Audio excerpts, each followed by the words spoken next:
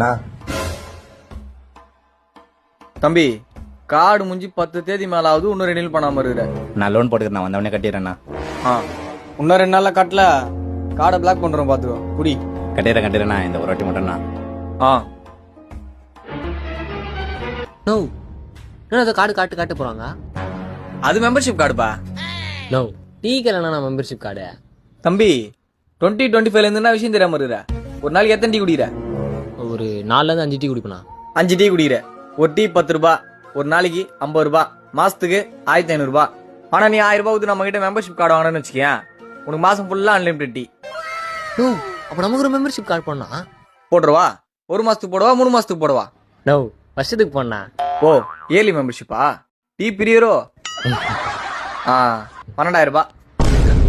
No அவ்வளவு amount இல்லையாண்ணா? அவ்வளவு amount இல்லையா? பக்கத்துல போனா நம்ம லோன் ஆபீஸ்